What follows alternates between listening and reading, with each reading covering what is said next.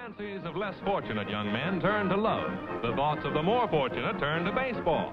It's then that the crack of the bat signals the opening of training, and the great American pastime hits the headlines.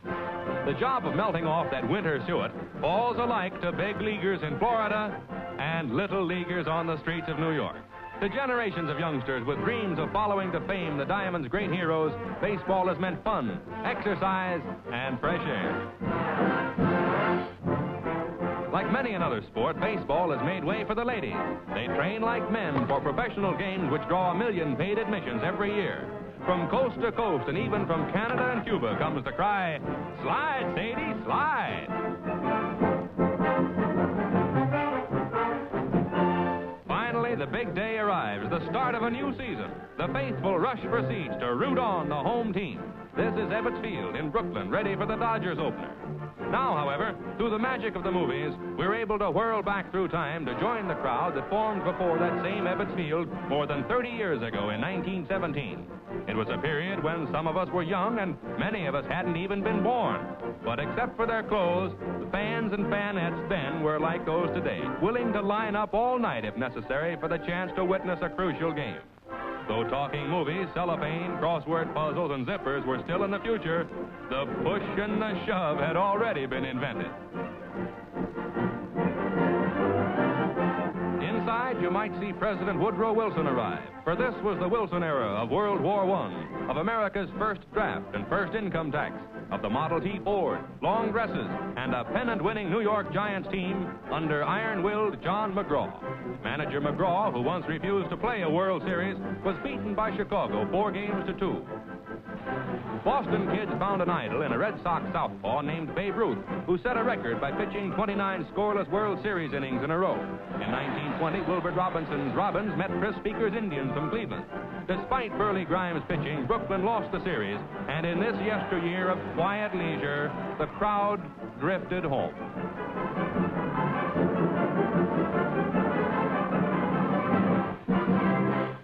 With the Harding era, President Warren G. Harding took reign as the nation's #1 fan. Babe Ruth, who had become a Yankee and the king of home runs, received the congratulations of the president. In 1921, baseball appointed a high commissioner, Kennesaw Mountain Landis.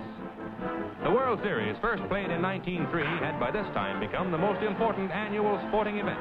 Since this was before widespread radio broadcasting, vast crowds gathered in Times Square. Following the play-by-play on an animated scoreboard, they made the crossroads of the world look like New Year's Eve in mid-afternoon.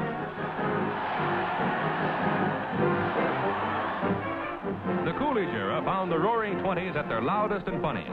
Though in competition with new sports like marathon dancing and flagpole sitting, baseball was bigger than ever, under the always watchful eye of Czar Landis. The Yankees, aided by the generosity of owner Jake Rupert and the genius of manager Miller Huggins, won 8 straight series games. This was the heyday of Babe Ruth and his curly-headed Yank teammate, Larrabin Lou Gehrig. A Gehrig homer was an event that warmed the hearts of fans and warmed them often. Twice, Lou hit 49 in a season. By playing in a record 2,130 consecutive games, he won the title Iron Man. Here's the best remembered of all Diamond sights, Babe Ruth jogging around the bases. Babe blasted out 729 home runs. On 2 occasions in World Series play, he chalked up 3 in a day. The Bambino and Larrabin Lou, legendary figures of baseball's golden age. The Hoover era ushered in miniature golf and a full-scale depression. Through radio broadcasting, the World Series was now brought to millions. Judge Landis still ruled the roost. Joe McCarthy had replaced the late Miller Huggins as Yank pilot, but Connie Mack, even then an old-timer, was the manager who hit the jackpot. His Philadelphia Athletics, sparked by stars like Jimmy Fox, here banging out a homer, ran away with 3 pennants in a row. Then Connie disbanded them to spend years searching again for that magic combination. The animated scoreboard had faded from Times Square only to re-emerge in Japan, where the populace had suddenly gone baseball happy. The imitative Japanese copied the American game, but added a few touches of their own.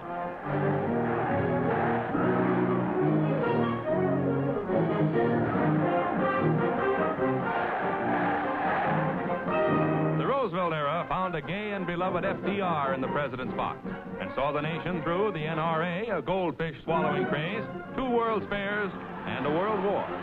During that 12-year period, the Yanks won no less than 6 series championships, but the Washington Senators always caught the first ball. The great Kennesaw Landis made his last appearance. Will Rogers attended a game with the Fords and expressed much of his homespun character in a single glance. In an all-star game, Fox, Ruth, and Gehrig faced Carl Hubbell, giant hurling ace. Here's how Clem McCarthy describes this unforgettable baseball moment back in 1934. Play ball. First inning. 2 on base. Ruth faces Hubbell. Ball 1. Strike, says the umpire. What, says the Bambino? But Hubbell bears down. You're out, Mr. Ruth. Well, I'll be. And up comes Lou Gehrig. 3 strikes and out. Come on, Hubbell. Ruth and Gehrig gone. Let's get Jimmy Fox. And there he goes. 3 strikeouts in a row. The greatest pitching triumph of all time. 4 years after Clem said that, a young kid named Johnny Vandermeer of the Cincinnati Reds hurled a no-hit game, then came to Brooklyn for the first night contest ever played in Greater New York. Under the lights, Vandermeer proceeded to mow them down. While the audience gasped, he performed a pitching miracle by chalking up his 2nd consecutive no-hitter. In 1941, the world at last got a chance to see what happened when a pennant came to baseball-crazy Brooklyn. After 21 years of waiting, the Flatbush faithful had accumulated enough steam to blow the borough apart, and they almost did. After the war, one of the surest signs that America had returned to normal was the sight of a president back at the ballgame. Harry Truman enjoyed himself like any fan, soda pop and all. Baseball czar was now Happy Chandler. In '46, this play won for St. Louis. Slaughter sprinted from first on Walker's double with 2 out. Red Sox fielder Pesky hesitated. Slaughter took the big gamble and struck for home. He made it, and the Cards became champions. In '47, the Yanks met Brooklyn in the wildest and craziest World Series of them all. 4th game, pinch hitter Cookie Lavagetto faced Yankee pitcher Bill Bevins just 1 out away from the first no-hitter in series history. Cookie swung and missed. With 2 men on base, just 2 strikes stood between pitcher Bevins and baseball immortality. Cookie swung again and connected. It was a 2-bagger, sending in the tying run and the run that spelled victory. The unpredictable Dodgers had accomplished the virtually impossible by breaking through in a 1-hit game and winning it 3-2 to tie up the series.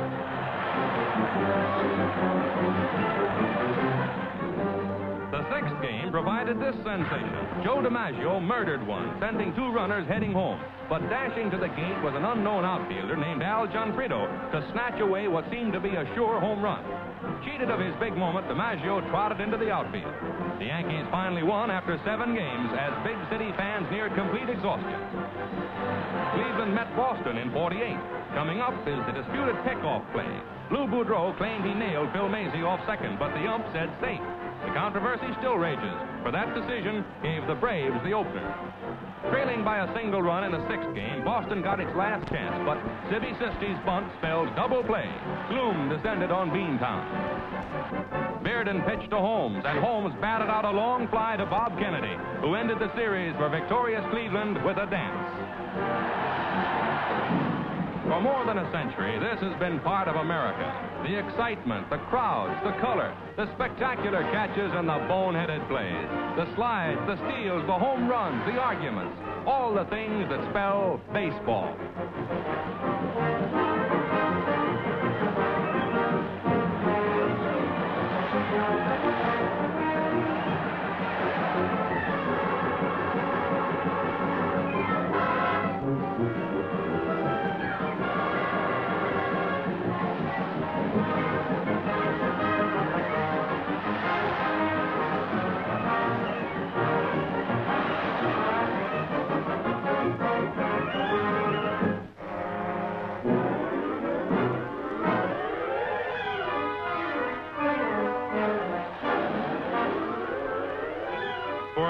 Sport, this is only the beginning. As long as there are men and women who thrill to the crack of horsehide on hickory, the nation will resound to the cry of, batter up!